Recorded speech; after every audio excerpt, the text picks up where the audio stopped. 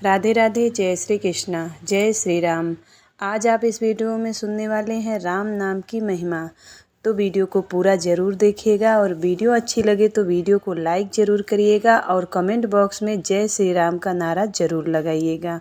तो भगवान श्री रामचंद्र का ध्यान करते हुए इस पावन कथा का श्रवण करते हैं। एक नगर में एक राजा था, उसकी रानी का नाम कर्णावती था। जैसा उसका नाम था वैसा ही उसका स्वभाव भी था। वह अपने सेवकों, दास दासियों सबके साथ बड़ा मधुर व्यवहार करती थी। मीठे वचन से, अपने सम्मान सूचक संबोधन से उन्हें प्रसन्न करती। राजमहल में सफाई करने वाली एक हरिजन महिला प्रतिदिन सफाई करने के लिए आती थी। रानी साहिबा उसके साथ अपनी छोटी बहन की भांति व्यवहार और वार्तालाप करती। महारानी की पुत्री राजकुमारी नवयौवन अत्यंत ही सुंदर थी, जिस पर एक बार साफ सफाई करने वाली हरिजन के पति की नज़र पड़ गई। वह बड़ा ही दुष्ट प्रवृत्ति का था, उसमें सभी प्रकार के कुलच्छण थे। उसने अपने पत्नी से कहा, जो वहाँ पर काम करने जाती थी, उससे कहा कि मेरा विवाह उस राजकुमारी से करवा दो, अन्यथा मैं अन्न जल छोड़कर उसके लिए मर जाऊंगा। हरिजन की पत्नी ने उसको बहुत डांट लगाई और समझाया, राज परिवार को यदि तुम्हारी इस बात का पता चल गया तो वे तुम्हें फांसी पर चढ़ा देंगे, मृत्युदंड देंगे, और मेरे इन बच्चों का क्या होगा। उस दुष्ट ने कहा कि राजा मारे या ना मारे, लेकिन मैं उसके प्यार में मर जाऊंगा। वह बेचारी क्या कर सकती थी। दूसरे दिन रानी कर्णावती की नज़र उसके उदासीन चेहरे पर पड़ी। उसने दासी के साथ उस सफाई कर्मी को अपने महल में बुलवाया और कहा कि बहन, उदास क्यों है, क्या संकट है तेरे पर। उसने बेचारी रोते हुए रानी जी से कहा, रानी साहिबा जी, मैं आपको नहीं बता सकती। इतना घोर संकट है कि मैं आपके साथ जबान से बयां भी नहीं कर सकती। ऐसा कहते हुए वह खूब रोने लगी।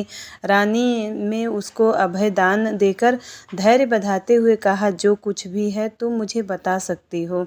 वह रोती हुई अपने दुष्ट पति की सारी करतूत बता दी। रानी ने हंसकर कहा, तू सारा फिक्र छोड़ दे, तेरे पति को मेरे पास भेज दे। मैं अपनी राजकुमारी का विवाह उस हरिजन से कर दूंगी। उसे ऐसी अनहोनी बात पर विश्वास तो नहीं हो रहा था, फिर भी उसने अपने पति को रानी साहिबा की बात कह दी। उसके पति का नाम कालू हरिजन था। वह बहुत ही आनंदित होकर उसके महल में गया। रानी साहब ने उसे कहा कि मैं अपनी पुत्री का विवाह तुम्हारे साथ कर दूंगी, लेकिन इससे पहले तुम्हें हमारी एक शर्त मंजूर करनी पड़ेगी। वह बोला, इस काम के लिए मैं अपनी जान तक कुर्बान कर सकता हूँ। रानी ने कहा, हमारे बाग में तुम्हारे लिए एक झोपड़ी बना दी जाएगी। तुम अपने घर नहीं जाओगे। जैसा भी राजमहल से रूखा सूखा भोजन मिले वही भोजन तुम्हें करना होगा। दिन और रात राम राम राम राम राम नाम के जाप करना पड़ेगा। 6 महीने तक। उसने कहा, महारानी जी, मैं जीवन भर कर सकता हूँ। रानी जी ने कहा, नहीं नहीं, तुम सिर्फ 6 महीने तक ही करोगे, ऐसा तो पवित्र हो जाओगे, तब हम अपनी राजकन्या का विवाह तुम्हारे साथ कर देंगे। यह काम तुम कल से ही शुरू कर दो। रानी साहिबा की तरफ से सारी व्यवस्था कर दी गई। कालू भी अपनी शर्त के मुताबिक बड़ी लगन से राम राम राम राम राम राम का जाप करने लगा। उसको भोजन भी बहुत ही कम मात्रा में दिया जाता था। राम नाम के प्रभाव से उसका मन पवित्र होता गया। राम नाम के प्रभाव से उसके आसपास का वातावरण भी प्रभावित हो गया। लोग उसके दर्शन करने के लिए आने लगे। दर्शनार्थियों की भीड़ जुटने लगी। कुछ ही महीनों में उसका मन एकदम पवित्र हो गया।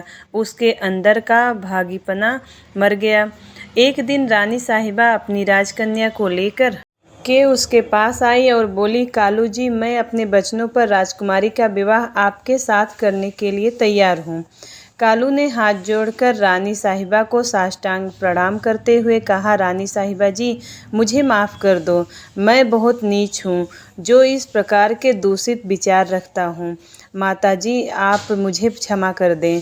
यह राजकुमारी बाईसा जी भी मुझे अपनी माँ के समान लगती हैं। प्रिय सज्जनों, यह मात्र कहानी नहीं है। मन में कभी भी दूषित विचार आते हो तो मन मलिन होता हो, तो मन में किसी प्रकार का विक्षेप आता हो तो आप इस प्रयोग को करके देख लीजिए। आपका मन पवित्र हो जाएगा।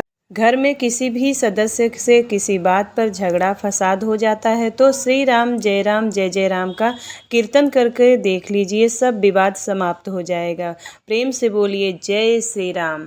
ये है राम नाम की महिमा। राम भक्त जरूर सुने इसे, और राम नाम लेने मात्र से ही सभी का कल्याण होता है। तो एक बार फिर से बोलिए जय श्री राम।